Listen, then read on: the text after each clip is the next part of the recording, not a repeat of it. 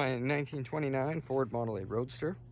I actually have a video on YouTube from almost 10 years ago, the first time I ever drove this car. And I kind of forgot about it, and I looked at it the other day, and it's had quite a lot of views, so I thought I would do a follow-up video 10 years later. Anyways, here's the car. I started collecting pieces in like 2007-ish to build this car. And I think I got it on the road. Oh, I don't even know. I guess whenever that video was done. Anyways, let's get to the basics here. So the engine is a 255 cubic inch Monarch V8. Monarch was a division of Ford of Canada. It was a little bit higher than a Mercury, but not as high as a Lincoln. Anyways, the important part is, though, they used a 4-inch crank, just like the Mercury's had. It's been bored 30 over. It's got a Winfield SE1A cam, Edmunds heads, Y-end intake, set of Strombergs on it. It's a good little runner. Dave Swenson from the Inland Emperors in Spokane, he built the engine for me quite a few years ago, and it runs great. The transmission in it is a 1939 Ford 3-speed, also 39 Ford drive shaft and torque tube. The rear end is from a 40 Ford, which is essentially the same as a 39 Ford. It just uses different brake drums. I did have to shorten the torque tube to get it to fit the Model A wheelbase. Chrome wishbones front and back.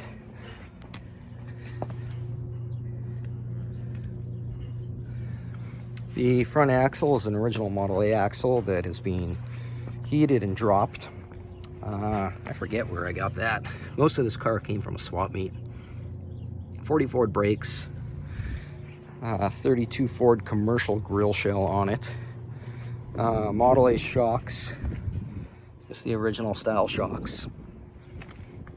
The windshield has been chopped 3 inches and leaned back. I'm not sure exactly how far back. I just kind of cut it and bent it back until it looked right. The wheels are 1940 Ford rims with Monarch hubcaps to keep with the Monarch engine. 616s in the front, 716s in the back. I also have Monarch steering wheel. The dash it's a Brookville reproduction of a 32 Ford dash with a set of Stewart Warner wing gauges. I hate them. Half of them don't work. I thought they were cool when I put them in, but it's one thing that has kind of always bugged me with this car. I'd really like to redo the dash, something a little bit better. It's got 40 Ford knobs. I used to have a 39 Ford Deluxe steering wheel in it when I first put it together, which is why I have this column drop that kind of looks like a 39 Ford banjo wheel. The pedals are from a 39 Ford as well. There's a lot of 39 Ford parts in this car. Pile of spare parts. It is a rumble seat car. There's more parts, tools.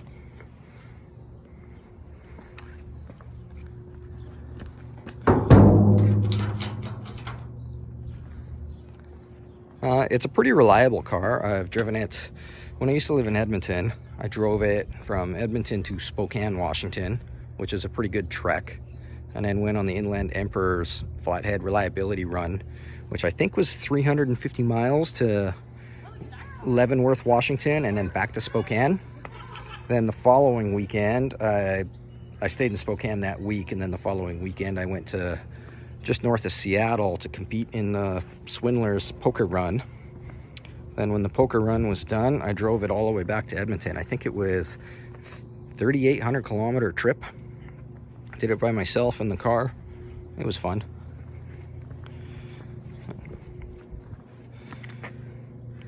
Anyways, let's see if it starts again. I've never hooked the choke up, so sometimes it's hard to start.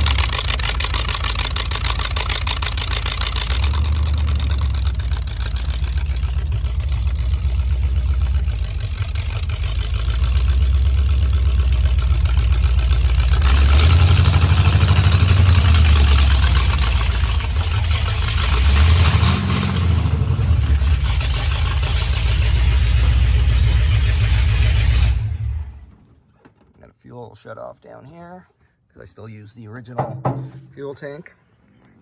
Oh, there's my dad. Say hi to my dad, everybody. He rides around in the car with me.